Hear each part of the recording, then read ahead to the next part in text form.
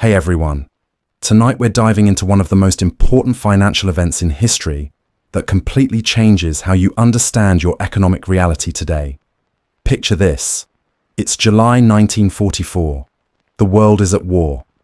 Young men are dying on beaches in Normandy. Cities across Europe are burning.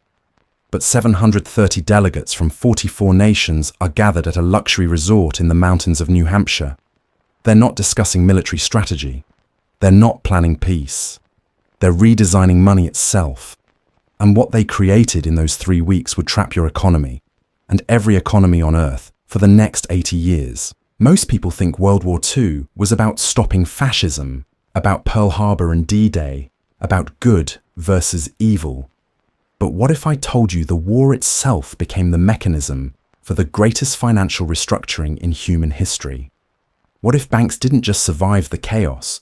They needed the chaos to build a system of permanent control. If you've ever wondered why your country's economy depends on US dollars, even if you've never set foot in America, why your savings lose value while Wall Street breaks records, or why your government always has money for foreign banks but never enough for you, you're not alone. What's happening to you isn't random. It's the echo of decisions made in 1944. It's the trap built at Bretton Woods. Before we go deeper, drop a comment below. Where are you watching from, and what time is it for you right now? I want to see how far these patterns reach across the world.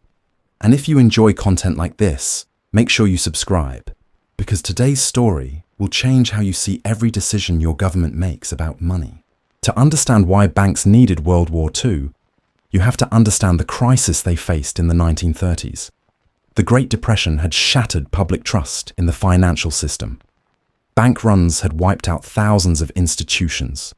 The gold standard, which had governed international finance for centuries, was breaking down. Britain had abandoned it in 1931. The United States had effectively suspended it in 1933, when Roosevelt banned private gold ownership. By 1939, the global financial architecture was in ruins. International trade had collapsed. Currency wars were raging as nations competitively devalued to gain export advantages. Banks, which had once held unquestioned authority over the flow of money, were facing a fundamental threat, not from depositors or regulations, but from the possibility that governments might create an entirely new system that didn't require them. The Bank for International Settlements, created in 1930 ostensibly to handle German war reparations, had become the quiet meeting place where central bankers discussed their existential problem. They needed a crisis large enough to justify a complete reset. They needed chaos that would make the public beg for stability. They needed a war. Now. I'm not saying bankers started World War II. Hitler's ambitions were real. Japanese imperialism was real. But what's undeniable is that banks on both sides funded the rearmament that made the war possible. And what's even more striking is how prepared they were with a solution the moment the war created the exact conditions they needed. Let's look at how this played out. In the 1930s, Germany was broke. The Versailles Treaty had saddled them with impossible reparations. Hyperinflation had destroyed their currency. Yet somehow between 1933 and 1939, Germany built the most powerful military machine in Europe. Where did the money come from? The answer is a network of banks that never stopped operating across enemy lines. The Bank for International Settlements continued coordinating with German financial institutions throughout the war. American banks, including subsidiaries of Chase and JP Morgan, maintained relationships with German industry. Swiss banks provided the laundering mechanism. The money flowed, and with it, the weapons. Here's what's crucial to understand. Banks don't care about borders the way nations do. A loan to build German tanks and a loan to build American tanks both generate interest war is perhaps the most profitable business in human history because governments borrow without limit and populations accept any sacrifice. The debt created during war takes generations to repay, and every year of repayment is a year of profit. By 1943, it was clear the Allies would win. But victory on the battlefield was only half the equation. The real question was, what system would emerge from the rubble? And this is where those 730 delegates at Bretton Woods enter the story. They weren't there to create peace. They were there to create a financial architecture that would make war profitable forever. The Bretton Woods system, as it came to be known, established the US dollar as the world's reserve currency. Every nation would peg their currency to the dollar. The dollar would be pegged to gold at $35 per ounce. International debts would be settled in dollars. And two new institutions, the International Monetary Fund and the World Bank, would enforce this system globally. On the surface, this seemed reasonable. The United States held over half the world's gold reserves by 1944. They were the only major economy whose infrastructure hadn't been bombed into dust. The dollar was the most stable currency available. But look beneath the surface, and you see the trap being built. By making the dollar the reserve currency, Bretton Woods gave the United States the ability to print the medium of exchange for the entire planet. Every nation needed dollars to buy oil, to purchase machinery, to settle international debts, which meant every nation had to earn dollars by exporting to America or by borrowing dollars from American banks. This created a permanent subsidy for American consumption and a permanent profit stream for banks that could create dollars through lending. Your country, wherever you're watching from, has been locked into this system for 8 decades. You need dollars to participate in the global economy. And the only way to get dollars is to give real goods to America or to borrow them at interest. Think about what this means. A factory worker in Bangladesh makes shirts. Those shirts are sold to America for dollars. Bangladesh needs those dollars to buy oil from Saudi Arabia. Saudi Arabia needs those dollars because oil is priced in dollars. The dollar circulates, but the real wealth, the actual goods and labor, flows one direction, and at every step, banks take their cut. The Bretton Woods Conference lasted 3 weeks. The two dominant figures were Harry Dexter White, representing the United States Treasury, and John Maynard Keynes, representing Britain. Keynes actually proposed a different system, one based on a neutral international currency he called the Bancor. This would have prevented any single nation from having the privilege of printing the world's reserve currency. The Americans rejected it. They had the leverage. Britain was bankrupted by the war, dependent on American loans. The other Allied nations were even worse off. So White's plan, the dollar plan, became reality. And with it came a hidden mechanism that would transfer wealth from the rest of the world to American banks for generations. Here's how the mechanism works. When your country needs dollars, it has 3 options. 1. Export goods to America and accept dollars as payment. 2. Borrow dollars from international banks at interest. 3. Attract American investment by offering your labor and resources at cheap prices. Notice that all 3 options involve giving real value in exchange for paper that America can print. The IMF and World Bank, created at Bretton Woods, became the enforcement mechanism. If your country ran out of dollars, you could borrow from the IMF. But the loan came with conditions, austerity measures, privatization of state assets, opening your markets to foreign banks, structural adjustment programs that gutted your social spending and deregulated your economy. These conditions weren't designed to help your country develop. They were designed to ensure that your economy remained integrated into the dollar system, and that debts would be repaid to international banks no matter the human cost. The IMF has been called many things, but perhaps the most accurate is the collection agency for global banks. Now let's connect this to World War II specifically. The war didn't just create the conditions for Bretton Woods. The war created the debts that made the system necessary. Britain ended the war owing the United States over $4 billion. France, China, the Soviet Union, all emerged with massive dollar debts. Even the defeated nations, Germany and Japan, were rebuilt with American loans that had to be repaid in dollars. This debt structure meant that for decades after the war, the global economy was oriented around generating dollar surpluses to repay American banks. European factories were rebuilt with American loans. The equipment was purchased from American manufacturers. The raw materials were often bought with more American credit. The entire reconstruction was a mechanism for funneling wealth back to the United States financial system.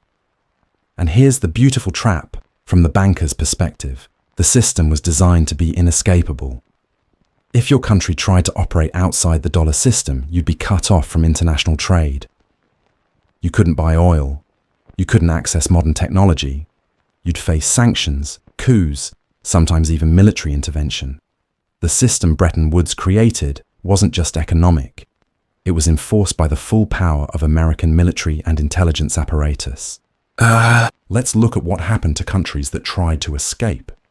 In 1951, Iran nationalized its oil industry, threatening to sell oil for currencies other than dollars. Within 2 years, MI6 and the CIA had orchestrated a coup. In 1956, Egypt nationalized the Suez Canal. Britain, France, and Israel invaded. The pattern repeats across decades. Guatemala, Indonesia, Chile, Iraq, Libya. Any leader who seriously threatened dollar hegemony found themselves removed. Now, you might be thinking, this sounds like conspiracy theory. But these aren't secrets. The coup in Iran was admitted by the CIA in 2013. The role of oil in the Iraq War is documented. What's important isn't whether these interventions happened, it's understanding why. The dollar's role as reserve currency is worth trillions to American banks.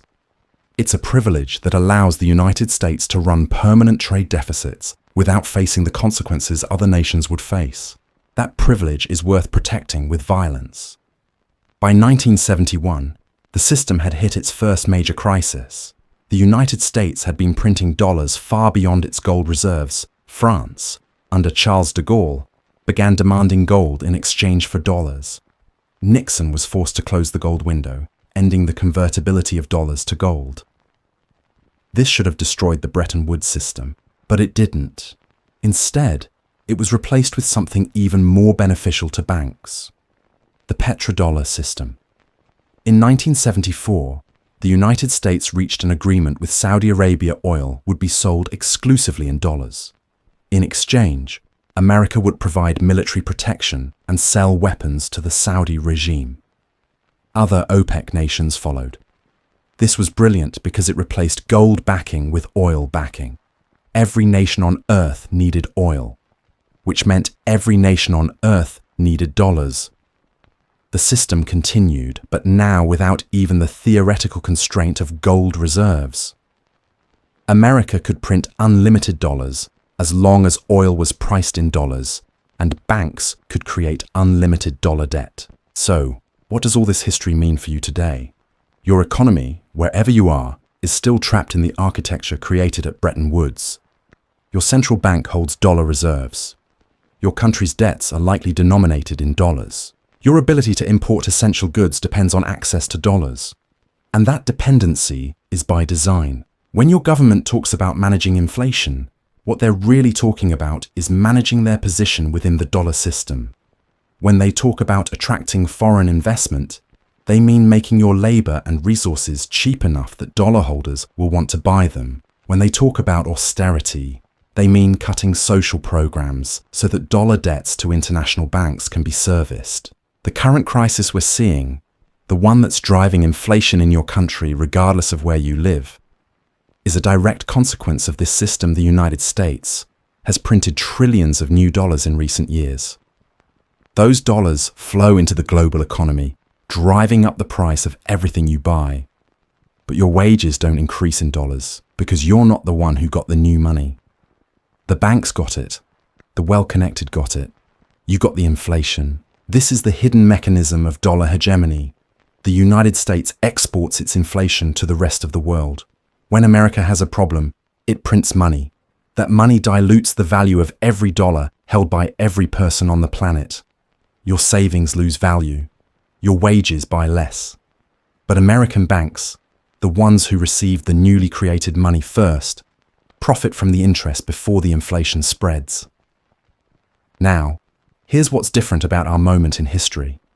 The Bretton Woods system is cracking, not because people suddenly understand it's a trap, but because the mathematics of debt have reached their limit.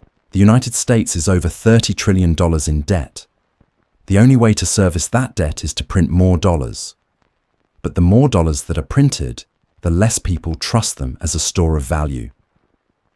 China, Russia, and an increasing number of nations are conducting trade in currencies other than the dollar. They're creating alternative payment systems. They're stockpiling gold. They're building economic alliances that don't require New York banks as intermediaries. The system is under stress in a way it hasn't been since Nixon closed the gold window. And here's what you need to understand about what comes next. Systems like Bretton Woods don't collapse suddenly. They crack slowly, then all at once. For years, decades even, the cracks are visible to anyone paying attention. Inflation rises, debts become unsustainable, trust erodes. But the system continues because there's no alternative that powerful interests will accept. Then something breaks. A country defaults on dollar debts. A major bank fails. A currency crisis spreads. And suddenly the system everyone pretended was permanent reveals itself to be nothing more than an agreement that people have stopped agreeing to. That's what happened in 1971. That's what may be beginning to happen now. If you're watching from a developing country, you've already seen glimpses of this. Currency devaluations that wipe out your savings overnight. IMF intervention that demands you sacrifice your future to repay debts your grandparents borrowed capital flight as the wealthy move their money to dollars, leaving everyone else holding worthless local currency. If you're watching from a developed country, you might think you're insulated, but you're not. Your pension funds hold bonds that will default. Your currency is backed by nothing but confidence in a system that's fundamentally broken. Your standard of living depends on the continuation of an arrangement that an increasing portion of the world no longer accepts. The banking system that needed World War II to create Bretton Woods may need another crisis to create whatever comes next. That crisis might be a currency collapse. It might be a sovereign debt default. It might be a war. What's certain is that banks, the same institutions that profited from the last restructuring, are already positioning themselves to profit from the next one. You can see it in the push for central bank digital currencies. These would give banks and governments direct control over every transaction you make. They could impose negative interest rates, forcing you to spend or watch your money disappear. They could program money to expire, preventing you from saving. They could freeze your account if you engage in activities they disapprove of. This is being sold as innovation, as progress, as making the financial system more efficient. But look at the structure being built. It's Bretton Woods for the digital age A system where every transaction is monitored, every economic decision is controlled, and the ability to opt out has been eliminated entirely. The trap perfected. So what do you do with this knowledge? First, understand that your financial reality is shaped by decisions made 80 years ago by people who had their interests, not yours. In mind, the struggles you face, the inflation eating your wages, the debt you can't escape.